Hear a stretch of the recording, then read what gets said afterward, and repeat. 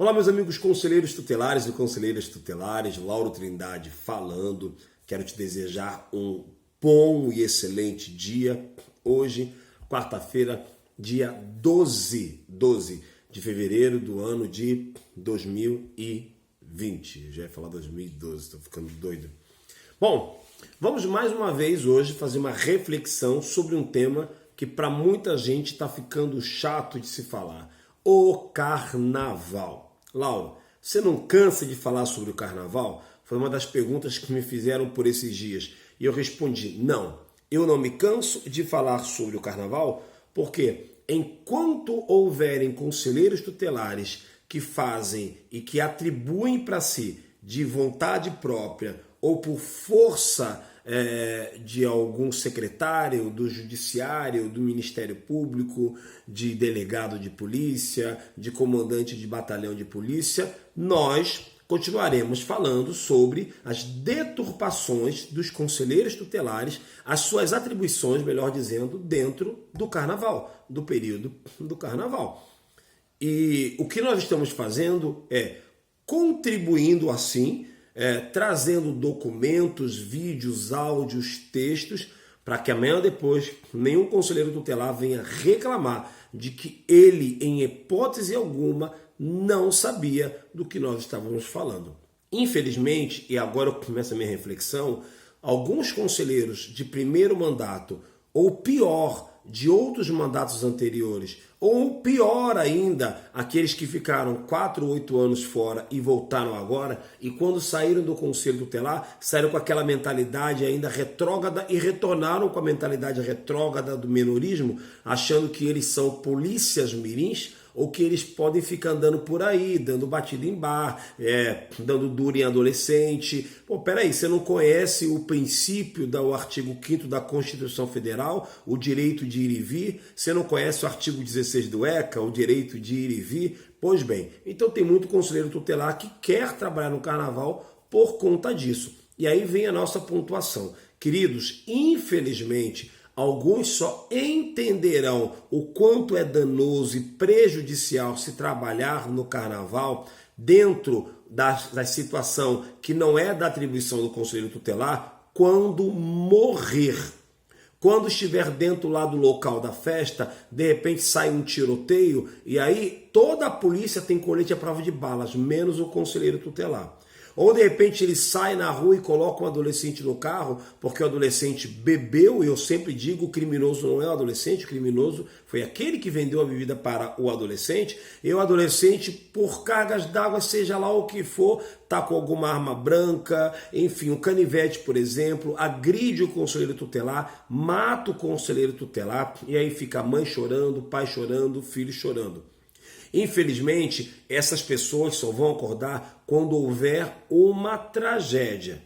Veja bem, temos ao longo de quase 2 meses alertando, trazendo documentos, não apenas eu, vários e vários palestrantes, eu poderia citar aqui números para vocês, que vocês conhecem muito bem. O Reinaldo Bobino tem colocado documentos, o Giovanni Borges tem colocado informações, o Luciano Bettiach tem trazido também situações, o Marcelo Nascimento também tem feito um trabalho de conscientização, a Maduca Lopes a mesma coisa, a Vanessa Lopes de Léo, enfim, a Beth Franca, uma série de pessoas tem falado sobre isso diariamente, mas infelizmente o que acontece? Os conselheiros tutelares, ainda mais os antigos, né? E o que me deixa meio sem saber, indignado, é que entram 5 conselheiros, 4 de primeiro mandato, 1 de mandato anterior, ou que está retornando ao conselho. E o que ele faz? Ele consegue fazer com que todos os demais se sujeitem à vontade dele. Gente, pelo amor de Deus, é um colegiado.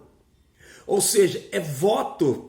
Deliberou, votou, colocou em ata, eu vou fazer sozinho. Que ele faça sozinho, vá se lascar sozinho, vá se estrepar sozinho, vá lá se arrebentar sozinho e se bobear, toma um tiro sozinho. Mas você não é obrigado a ir.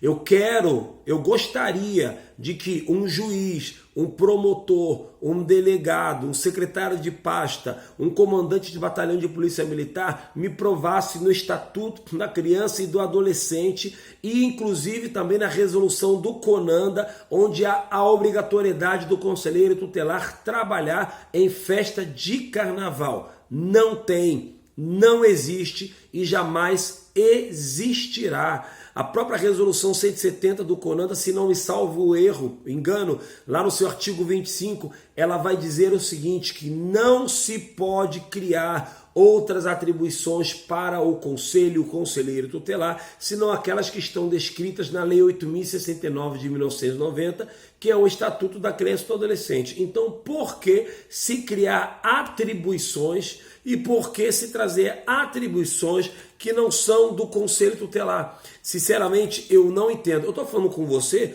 e só para poder tirar a dúvida, né, e confirmar, eu vou abrir lá na resolução 170 do CONANDA. Então, conselheiros tutelares, acordem. Você não vai ver aí nesse período de carnaval nenhum juiz fazendo o trabalho dele, ou melhor, fazendo outro trabalho que não seja o dele. Ó, é isso mesmo, aqui ó, artigo 25 da resolução 170 do CONANDA, para que não fique nas minhas palavras. O Conselho Tutelar exercerá exclusivamente as atribuições previstas na Lei número 8.069 de 1990. Não podendo ser criadas novas atribuições por ato de quaisquer outras autoridades. Olha só, meu irmão, pega a visão, vê como é que ele é forte. Não pode ser criado por ato de qualquer outra autoridade. Poder Judiciário, Ministério Público, Poder Legislativo, Poder Executivo, Municipal, Estadual ou do Distrito Federal. Acabou, meu querido. Acabou. Sabe como é que você pega aí pelo pé a sua prefeitura? Não é? É só o seguinte, vem cá, me diz uma coisa, vocês usam a resolução 170 do CONANDA para dizer que nós temos que trabalhar exclusivamente para o Conselho Tutelar. Então tá bom, da mesma forma, pega a resolução 170 do CONANDA no seu artigo 25 e a partir de hoje não nos chame mais para trabalhar em festas. Isso para o Judiciário, Ministério Público ou qualquer outra autoridade. Acorda, conselheiro tutelar. Nós, essa semana que passou, semana anterior, nós não comemoramos e nem celebramos. Lembramos os 5 anos de morte dos 3 conselheiros tutelares de Poção, que ao realizar uma demanda que não era deles, mas que o judiciário determinou que eles fizessem, foram emboscados e mortos. Você que é conselheiro de primeiro mandato, que não conhece essa história, vai lá buscar a história. Eu estava no Conselho Tutelar nessa época, no ano de 2015. Eles foram assassinados. 2 homens, uma mulher e a avó de uma criança. Então, infelizmente, quando a coisa acontece, é que o conselheiro acorda. Então, acorde antes que isso aconteça. Sei que o vídeo é longo, mas eu gostaria que você refletisse muito bem sobre isso, conselheiro tutelar. Acorda, porque depois, no máximo, o que vai acontecer é o prefeito mandar uma coroa de flores lá para o seu caixão, tá bom? Beijo enorme no teu coração, estamos à disposição. Só uma coisa, sabe por que eu falo isso tudo para você? Porque eu, quando fui conselheiro tutelar, fiz tudo isso de errado. Trabalhei em festas, carreguei criança e adolescente para cima e para baixo, fiscalizei lugares que estavam vendendo bebida e por aí vai, tá? E passei muito aperto. Então não gostaria que você passasse esse aperto também. Acorda que ainda dá tempo. Beijo enorme no teu coração, fica com Deus, uma ótima quarta-feira.